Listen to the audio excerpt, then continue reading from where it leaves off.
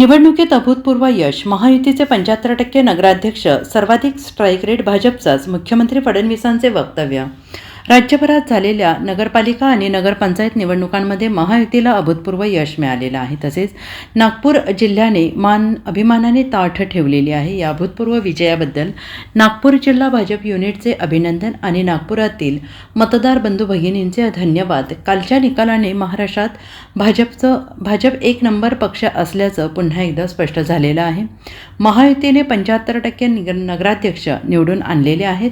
आपण महाविकास आघाडीचा पूर्णपणे सफाया केलेला आहे, हे स्पष्ट झालं असल्याची प्रतिक्रिया राज्याचे मुख्यमंत्री देवेंद्र फडणवीस यांनी दिली आहे. भाजपच्या वतीने नागपूर जिल्ह्यातील नवनिर्वाचित नगराध्यक्ष आणि नगरसेवकांना आज मुख्यमंत्र्यांच्या हस्ते रामगिरी या शासकीय निवासस्थानी छोटेखानी सत्कार होतो आहे. यावेळी मुख्यमंत्री बोलत होते. भाजपाचा सर्वाधिक स्ट्राईक रेट राहिला आहे. आपण लढवलेल्यांपैकी 75% नगराध्यक्ष निवडून आलेले आहेत. निवडून आलेल्या नगरसेवकांची संख्या ही दुपटीपेक्षा जास्त वाढली आहे. सुमारे 18 नगरपालिका अशा आहेत जिथे भाजपाचे बहुमत आहे, मात्र नगराध्यक्ष निवडून येऊ शकलेले नाहीत. तर नागपुरात विरोधकांचे अनेक बालेकिल्ले पूर्णपणे उद्ध्वस्त झाले आहेत. सावनेर काँग्रेसमुक्त नगरपालिका आपण तयार केलेली आहे असं म्हणत मुख्यमंत्री फडणवीसांनी सुनील केदार यांच्यावर अप्रत्यक्षपणे टीका केली. सावनेरमध्ये काँग्रेसचा एकही नगरसेवक निवडून आलेला नाही, यावर मुख्यमंत्र्यांनी हा टोला लगावला आहे. कालच्या निकालाने एक गोष्ट अतिशय स्पष्ट केली आहे की महाराष्ट्रामध्ये नंबर 1चा पक्ष हा भारतीय जनता पक्षच आहे.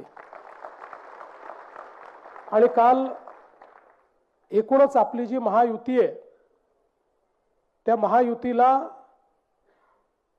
एकूण जे काही निवडणुका झाल्या त्यापैकी 75% नगराध्यक्ष हे आपल्या महायुतीचे निवडून आलेले आहेत. आणि आपण जर विचार केला तर जी महाविकास आघाडी होती त्यांचे एकूण सगळे मिळून 50च्या जवळपास फक्त नगराध्यक्ष आले आहेत आणि आपले 210 नगराध्यक्ष निवडून आलेले आहेत. त्यामुळे एक प्रकारे आपण या निवडणुकीमध्ये महाविकास आघाडीचा पूर्णपणे सफाया केलेला आहे, हे देखील या ठिकाणी स्पष्ट होत आहे. भारतीय जनता पक्षाचा विचार केला तर पुन्हा एकदा सर्वात जास्त स्ट्राईक रेट आपला आहे.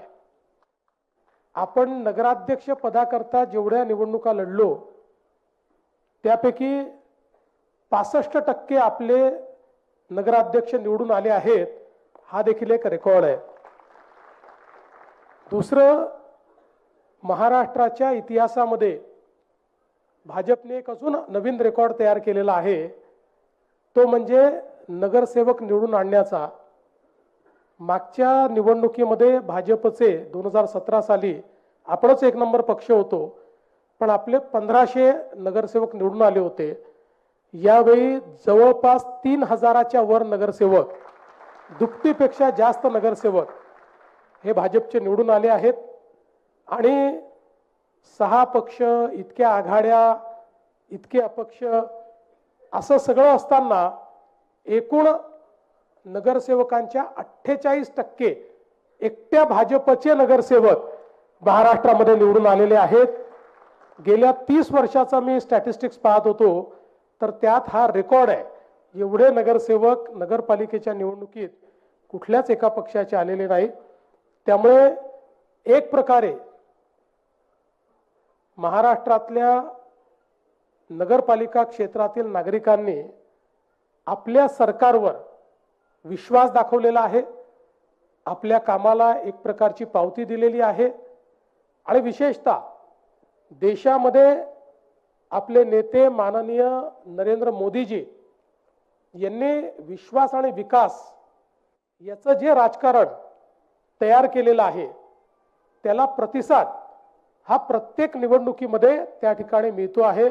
आणि तोच नागपूर जिल्हा असेल किंवा उर्वरित महाराष्ट्र असेल या ठिकाणी आपल्याला पाहायला मिळाला.